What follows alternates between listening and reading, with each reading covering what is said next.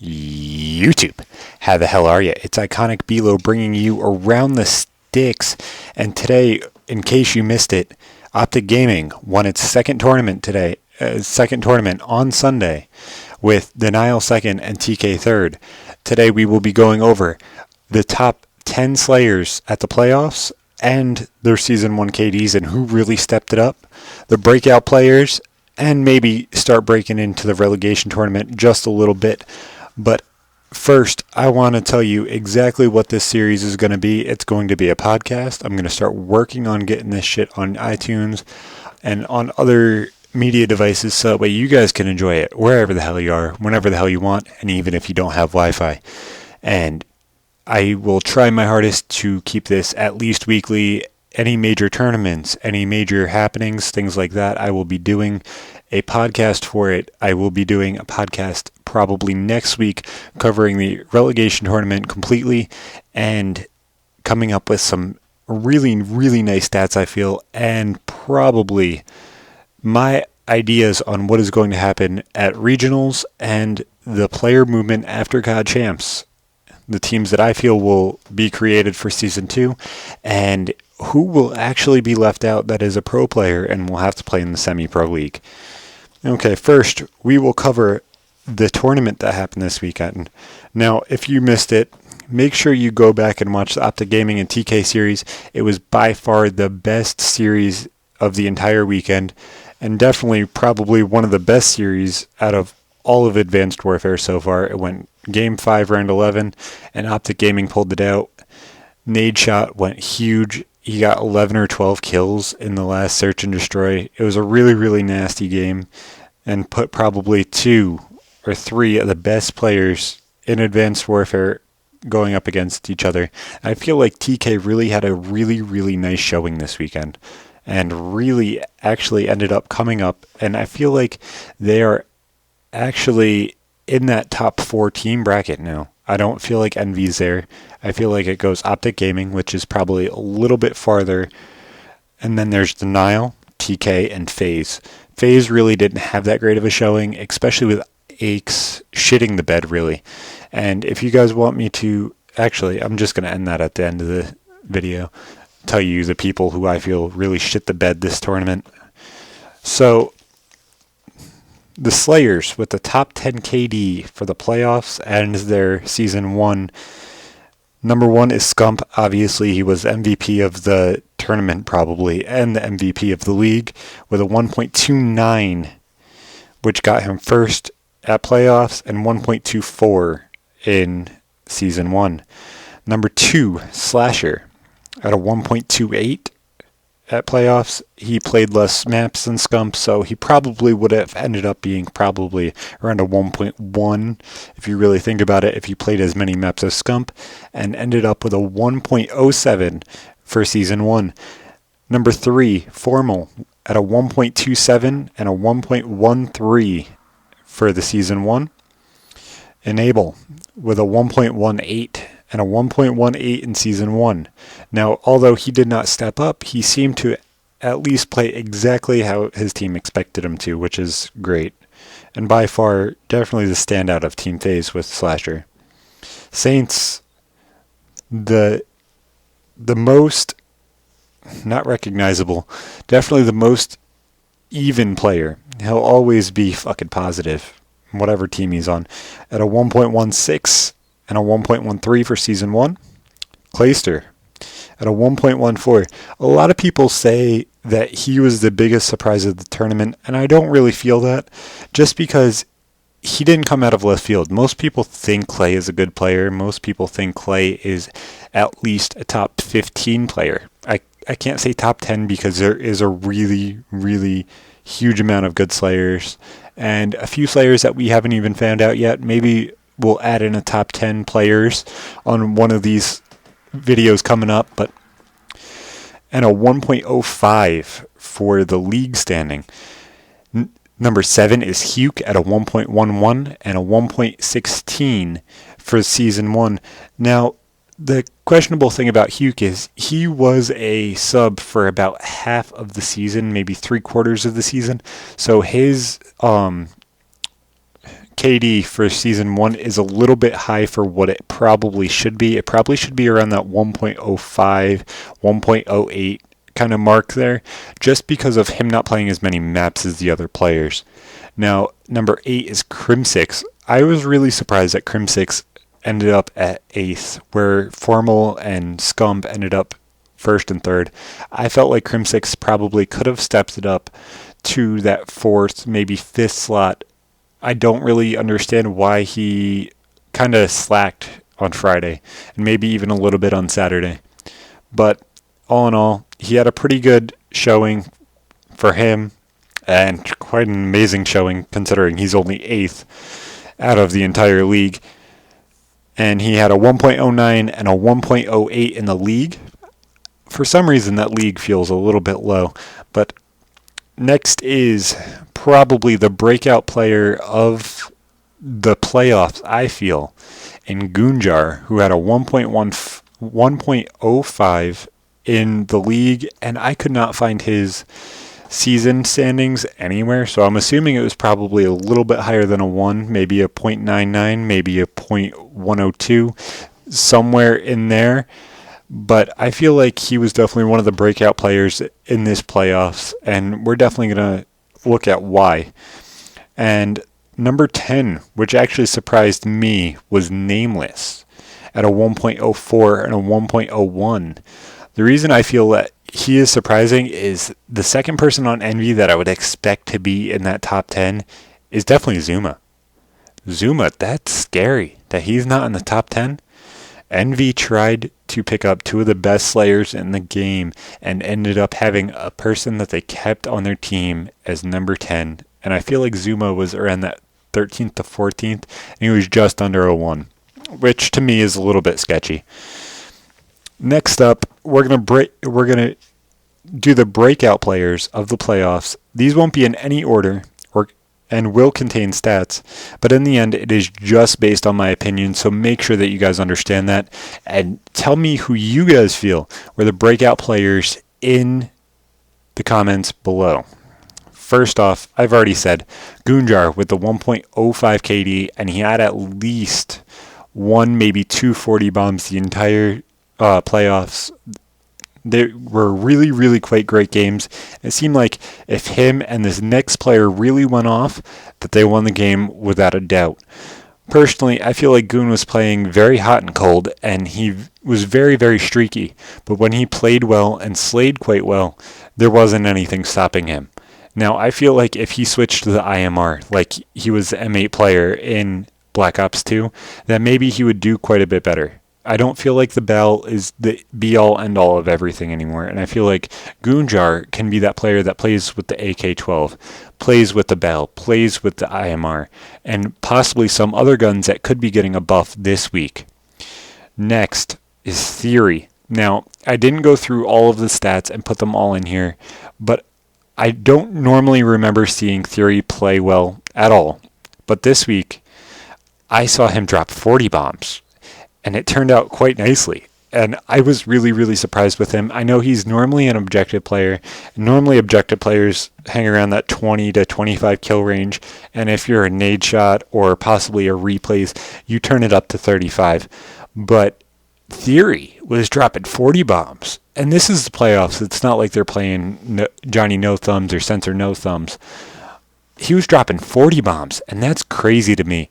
And this was on LAN, and he really, really seemed to turn up quite nicely, and I feel like he was definitely a breakout player. If you asked me last week or the week before, I would have said Theory was definitely the weak link on this team. Now, after looking at LAN, I really do have to figure out who I feel could be moved on this team, because I feel like this team could be making a move coming up, but I don't really know. Number 3, JCap. Now, he finished around 11th in the rankings in KD. After really struggling on Envy, they decided to trade Clayster and JCap, and that really seemed to revitalize both of them in their playing and their mindset. Both Clay and JCap had an amazing, amazing tournament, and I feel like JCap finishing 11th, in between 11th and 14th in KD, really, really had a standout tournament. Now, he wasn't the greatest player, but definitely wasn't the worst. And I feel like he definitely had a standout. He definitely had that standout kind of game. And he turned up exactly when they needed it and ended up being one of the most deciding players on his team. Now, I want to go over the players that I feel really, really shit the bed this week. And the one that really surprised me is the all-time winningest player of Call of Duty history, Aches. Now, with him finishing in the bottom 5 in KD, and people like Parasite and Slasher ripping him apart because of how badly he played, I wonder what's going to happen with Aches. Is he going to come back for regionals and COD champs completely playing out of his mind, or is he done? Now, I could see him and TP getting back together if TP decides to leave Optic Nation, but I don't see him leaving Optic Nation. I don't really know what's going to happen with him. It's really, really scary. I feel like Aches is a great personality, and if he could teach people how to be that villain kind of role in not only the COD League, but this entire group of people that we all hang around with on COD Competitive Reddit, COD Competitive, and MLG, it would be great. It would be great to see players like that aren't that hated person. They're respected, but whatever they say really is the truth, and that would be really, really kind of nice, and it makes people step up their game that much farther. And it seems like TJ Halley the past couple of weeks has really tried to take on that role, but I don't really see him being the person that kind of does it, considering he's an objective player. And I truthfully thought he was a slayer with how big everybody kind of hyped him up, especially on MLG and stuff like that. You would expect a person that's kind of being pushed to be that all-star kind of player. And he didn't really end up showing up on day one at all. I think he had a .67 KD, and he was dropped out of the tournament really quickly with his Team Aware.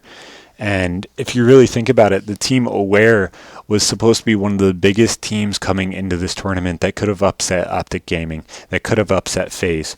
Although they did upset FaZe in the first round, they really kind of shit the bed really, really quickly once they got knocked out by Optic. And truthfully, I feel like if TJ Halley stepped up and the entire league, accuracy was the support player, the objective player. Now all of a sudden TJ Halley is running objective. They say that Huke and TJ Halley are a duo and they're going to play really well together. But we didn't really see that out of TJ at all. He didn't slay out. He didn't play that well at all. And he really kind of shit the bed when it came to game time. Everybody got so hyped over his play in Orlando, but it seemed like it's just a one-off play. So I feel like TJ Halley and Aches, you guys are on notice. And if you guys don't step up, your places are going to be taken from somebody else who can kill better, who can play better. Neither one of you guys did what you guys should have done. And that's scary, guys. Especially you, Aches. I hope that your team doesn't fall apart, but I feel like it's going to. And truthfully, I have no idea where the hell you're going if it's not on Envy. But that's a little hint for next time. Okay, next I would like to cover the relegation tournament that happens this week. The teams, if you do not remember, are the 4 teams that did not qualify, which are Optic Gaming, which are being represented by TP, Karma, Miracles, and Killa. Justice, who has a brand new roster of Methods, TCM, who they just picked up, Felonies, and Octane. Automatic Reload, which is Burns, Bielfire, Anticity, Wheats, and Elevate, or what possibly could end up becoming MW, which would be amazing. I really hope Blevdog comes back with Most Wanted. It was a great organization. And that is Spacely, Classic, Slacked, and Huddle. Next is Team Revenge, who qualified from the Open in Facento, Aqua, Remy, and Nagafen. And the 3 teams that qualified from the Pro relegation tournament is Saint. It's Team Echo, Miyagi, and Gucci. And I don't remember their 4th. ISO, which is Ivy, Swarly, Jump, and Cosmo, I believe, and Resurrection, who I cannot find any information on. And if anybody has the team players, make sure to drop them down in the comments section below. Now, depending on the teams that will be matched up, I feel like these teams will have the best chance at going through. Now, what could happen is Team Revenge, which is the best team coming out of the Open and the relegation, could be matched up with Optic Nation. Now, if that happens, that is horrible. But if it's based on pro points, Resurrection goes up against Optic Nation, ISO goes up against With Justice, Echo goes up against Automatic Reload, and Revenge goes up against Elevate. Now, this is where it gets confusing. I hope this is a double elimination tournament, just so that way we could actually see the better teams go through. These are the teams I feel like will go through. Optic Nation, which is TP, Karma, Miracles, and Killa. Revenge, who blew everybody out of the water in the Semi-Pro League, which is Vicento, Aqua, Remy, and Nagafin. AR, which is Burns, Bielfire, Anticity, and Wheats, which if they don't make it, that is scary because they should be in the team house this week. And if they are in the team house, I don't feel like any of them should be dropping a map. The team house should be giving their entire team a pretty nice host, and they should be pinging out to everybody else pretty well. And I feel like the last team that could be going in is Elevate, as this is the old MW squad. They know how to work together, and they placed very well at the end of Ghost, and I don't see them actually shitting the bed in this tournament. I feel like Spacely is going to have a chip on his shoulder after not being able to qualify for champs. Same with Slacked and Huddle. The only reason I see this team having issues is the whole problems that we saw unfold on Twitter with Classic and Slacked getting into that argument over Classic taking his gamer tag and letting Perfy play on it. Now, personally, I feel like that's ridiculous. Like, why the hell would you play on another pro's gamer tag? Just because they're trying to fuck with you doesn't mean that they're the be-all, end-of-all of everything. You know, you could have talked to MLG and been like, hey, we only have 3 players. Do you want us to forfeit, or do you want us to play it with somebody else? And that's exactly what they should have done. Personally, that's what I would have done. I wouldn't have tried to do some shady shit and get Perfy to play with Sensor and Apathy. I just don't feel like it was worth it for them, and they probably could have ended up 8th. Truthfully, I feel like 8th being Rise really kind of got wasted this playoffs, and I don't feel like Rise even played up to what they should have. Pac-Man played horrible. So I feel like Justice would have been a better choice to be in there, and it would have brought Phases viewers of Sensor and Apathy, and that would have been really nice for viewership MLG-wise. Now, I do feel like they should have been not rewarded for what they did, obviously, but I feel like if they talked to MLG about it, then they would have understood quite a bit more. Now, getting down to the part of the preseason where Roster Mania should be happening within the next few weeks, part of the next show will be my prediction for the 12 teams that will be in the league after the relegation tournament. And I feel like next week will also be my regional predictions. So make sure you guys stay tuned for that. If you guys want me to keep the regional predictions not next week, but the week after, so that way it comes out right before regionals and you guys can compare your bracket up against mine, then that'll be good. My predictions for regionals will come out probably as soon as they come out with the bracket itself. I could not find one online, otherwise it was going to be in this episode as well. But those 2 things will be coming next, along with the relegation tournament cover. So make sure you guys comment down below, and if you guys want to see a top 5 of the top 5 plays from the playoffs, make sure you guys comment down below, hashtag top 5, and like and comment, and subscribe if you haven't, because I know I'm going to be probably getting quite a few more people to my channel because I'm talking about COD competitive. So as always, guys, Bilo out.